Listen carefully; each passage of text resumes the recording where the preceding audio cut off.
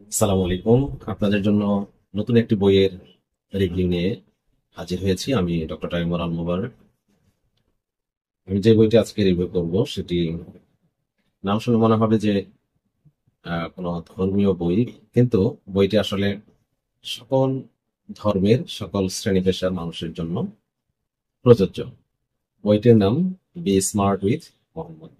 শুনতেই পাচ্ছেন মোহাম্মদ নাম, অর্থাৎ এখান থেকে কেউ হয়তো ধারণা করতে পারে যে ইসলামের নবী, যদিও প্রকৃতপক্ষে আহ, আমরা বিশ্বাস করি বা আমাদের ধর্মগ্রন্থে যেটা আছে যে হযরত মুহাম্মদ সাল্লাল্লাহু আলাইহি সাল্লাম সারা পৃথিবীর সকল জাতি, ধর্ম, গোষ্ঠী, বর্ণের জন্য উনি প্রেরিত হয়েছেন। তো সেই নবীর নামের সাথে যুক্ত করে যে বই বি স্মার্ট উইথ মোহাম্মদ, এটি আসলে নবীজির কোনো জীবনী গ্রন্থ নয়। মোহাম্মদ সাল্লাল্লাহু আলাইহি সাল্লামের জন্ম থেকে বেড়ে ওঠা, নবুয়ত প্রাপ্তির আগ পর্যন্ত, অর্থাৎ উনি তো নবুয়ত পাওয়ার পর নবী হয়েছে, কিন্তু নবী হওয়ার আগে, জন্ম থেকে নবী হওয়ার আগ পর্যন্ত তার বেড়ে ওঠা, তার জীবন চরিত, কার্যকলাপ, তার বিভিন্ন আহ, আহ, সবার সাথে উঠা বসা, চলন বলন, এইসব নিয়ে হচ্ছে এই বইটি। তো এইটাকে সরাসরি সেই তার চারিত্রিক বৈশিষ্ট্য, সরাসরি তার কার্যকলাপও আসলে এখানে তুলে ধরা হয়নি। এখানে বলা হয়েছে উনি যেভাবে বেড়ে উঠেছেন সেটার সাথে আমরা এ যুগে আমাদের সন্তানদের অথবা আমরা নিজেরা কিভাবে নিজের জীবনকে গঠন করতে পারি সেটা বলা হয়েছে। আমরা বইটি এখন দেখব। এই বইটি be smart with doctor Hesham আল আওয়াদি হচ্ছে মূল লেখক, আর অনুবাদ করেছেন মাসুদ শরীফ আর পরিচিতিও দেওয়া আছে। ইসলাম নিয়ে তার যে বিভিন্ন অনুবাদ গ্রন্থ বের হয়েছে, তার পাশাপাশি তিনি এই বইটি অনুবাদ করেছেন। তার জন্ম লেখা হয়েছে 1987 সালে, আর তিনি বলেছেন যে তার দ্বিতীয় জন্ম 2011 সালে। তার মানে প্রকৃত মুসলিম হয়ে তার জন্ম, যেটাকে বলেছেন যে তার আগে উনি প্রকৃত মুসলমান ছিলেন না, প্রকৃত মুসলিম হয়েছেন 2011 সাল থেকে। এবং তারপর থেকে তিনি জ্ঞান চর্চা করেন, ধর্মীয় পুস্তক আদি এসব নিয়ে তিনি গবেষণা করেন। তো তার পড়ালেখা ইলেকট্রিক্যাল অ্যান্ড ইলেকট্রনিক্স ইঞ্জিনিয়ারিং নিয়ে। এরপর তিনি আহ, যে কাজই করেন, পাশাপাশি তিনি বিদেশি যে বিখ্যাত বইগুলি আছে সেগুলো অনুবাদ করেন। এই বইটি হিশাম আল আওয়াদি, বিখ্যাত লেখক, তার সম্পর্কে একটু বলি। হিশাম আল আওয়াদি তার জন্ম কুয়েতে, পড়াশোনা করেছেন ইতিহাস, রাজনীতি, আন্তর্জাতিক সম্পর্ক ও যোগাযোগ বিষয়। অধ্যয়নের সময়টা কাটিয়েছেন ক্যামব্রিজ, এক্সেটার সহ আরো কয়েকটি ব্রিটিশ ইউনিভার্সিটি। তিনি ডক্টরেট ডিগ্রি নিয়েছেন, পিএইচডি ডিগ্রি। ডক্টর হিসামের আগ্রহের বিষয় মানুষকে অনুপ্রাণিত করা, উদ্দীপ্ত করা, নিজে শেখা, অন্যকে শেখানো। বর্তমানে আমেরিকার ইউনিভার্সিটি অফ কুয়েতে ইতিহাসের অধ্যাপক হিসেবে কর্মরত। শিক্ষকতা পেশায় কৃতিত্বের স্বীকৃতি স্বরূপ তার ঝুলিতে আছে ইনোভেটিভ লেকচারার অ্যাওয়ার্ড এবং ফ্যাকাল্টি মেন্টরশিপ অ্যাওয়ার্ড। এই দুটি অ্যাওয়ার্ড তার রয়েছে। এই বইটি আহ, এর সারসংক্ষেপ আমি বলি যে কেন এটি আমি পছন্দ করলাম, কেন এটি আমি রিভিউয়ে নিয়ে আসলাম, সবাইকে পড়ার জন্য কেন আমি এটা উদ্বুদ্ধ করছি। শুরুর দিকে একটু বলেছি যদিও যে এটি কিন্তু আসলে একটা ধর্মগ্রন্থ বলতে যেটা বুঝে সেটা না।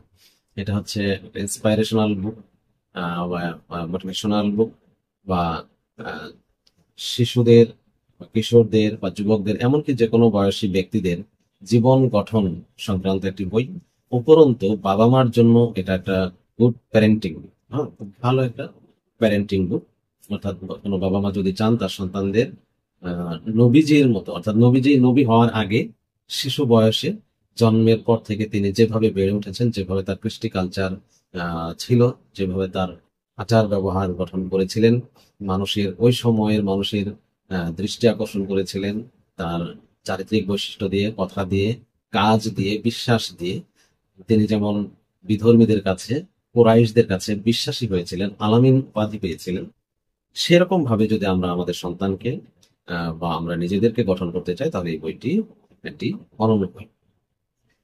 যেমন এখানে খুব সংক্ষেপে বলা হয়েছে, নবীজির মতো হওয়া কি খুব সহজ, প্রশ্ন করা হয়েছে। রাতে এসে যখন শুনলেন ঘরে খাবার নেই, তখন তিনি নফল সিয়ামের নিয়ত করে ফেললেন। এটা নবীজির কথা বলা হয়েছে। আমরা হলে কি করতাম? প্রশ্ন, আমরা হলে কি করতাম? প্রথম কয়েক বছর মানুষের কাছ থেকে বারবার প্রত্যাখ্যাত হওয়ার পরও কিসের বলে নিরলস দিন প্রচার করে গেছেন? কিভাবে অর্জন করলেন অটল মনোবল? কিভাবে রপ্ত করলেন এক অসম্ভব সুন্দর ভাষা, যা শুনলেই মানুষের হৃদয়ে ছাপ ফেলে দিত? কেমন ছিল তার শৈশব, কৈশোর, তারুণ্য আর যৌবনের উচ্ছল দিনগুলো? নবীজির জীবনী পড়তে গেলে আমরা সাধারণত তার নবুয়ত পরবর্তী জীবনেই বেশি গুরুত্ব দিই, কিন্তু এর ভিত্তিটা যে মহান আল্লাহ তার নবুয়ত পূর্ব 40 বছরের জীবনে ধীরে ধীরে তৈরি করেছিলেন, সেটা কজন খেটে দেখি।